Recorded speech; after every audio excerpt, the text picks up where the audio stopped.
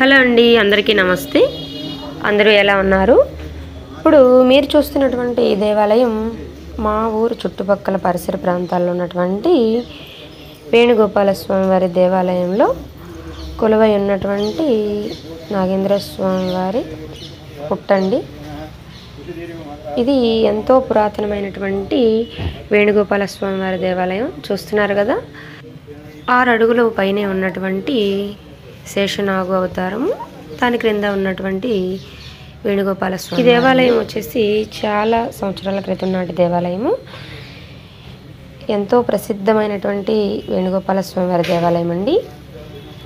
అంతేకాకుండా ఈ దేవాలయంలో చుట్టూ 4 వీధుల్లో దశావతారాలు అయితే ప్రతిష్ఠించి అయితే ఉంటాయండి.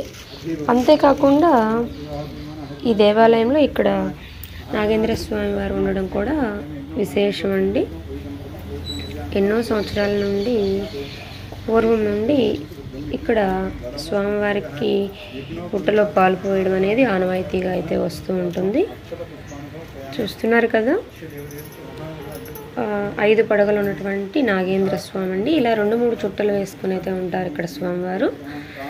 ఎంతోమంది మహిళలు ఈరోజు నాగుల చవితి సందర్భంగా ఈరోజు ఉదయం నుండి స్వామివారికి అయితే పుట్టలో పాలు పోయడానికి అయితే వస్తూనే ఉన్నారండి.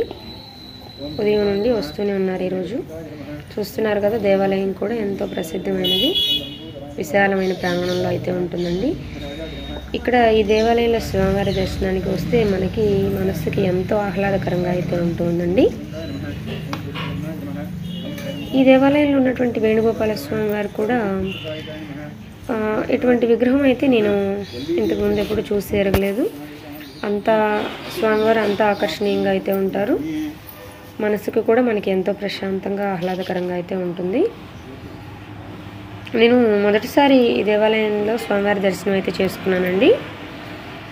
నిజంగా చెప్పలేము, స్వామివారిని చూడగానే మనమైతే ముగ్ధులం అయిపోతుంటాము. అంత కళ అయితే ఉంటుందండి స్వామివారిలో. ఇక్కడ ఈ స్వామివారికి ఎప్పుడు విశేషమైనటువంటి పూజలు జరుగుతూ ఉంటాయండి. స్వామివారికి, వేణుగోపాల స్వామివారికి అయితే ఈరోజు నాగుల చవితి సందర్భంగా భక్తులు ఎంతో భక్తి శ్రద్ధలతో స్వామివారిని అయితే పూజిస్తూ ఉన్నారండి. స్వామివారికి చలివిడి, నానుబ్రాలు, పాలు తప్పనిసరిగా నైవేద్యంగా ప్రసాదిస్తూ ఉంటారు స్వామివారికి. పుట్టలో పాలు పోయడానికి వచ్చేవాళ్ళు ఉదయాన్నే పరగడుపున ఏమీ తినకుండా వచ్చి స్వామివారికి పాలు అయితే పోయాలండి. పరగడుపునే పోయాలి, అది తెల్లవారుజామున స్వామివారికి పుట్టలో పాలు అయితే పోస్తూ ఉండాలి.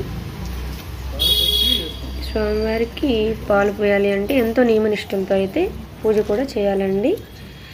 అదేవిధంగా మనము పుట్టలో పాలు పోసి వచ్చిన రోజున కత్తితో కోసినటువంటి కూరగాయల భోజనం కూడా తినరండి. ఆ రోజు సాత్వికమైన ఆహారం తీసుకుంటూ మనం కత్తితో కోయకుండా చేసుకొని తినే వంటలే సహజంగా తింటూ ఉంటారు ఎవరైనాను.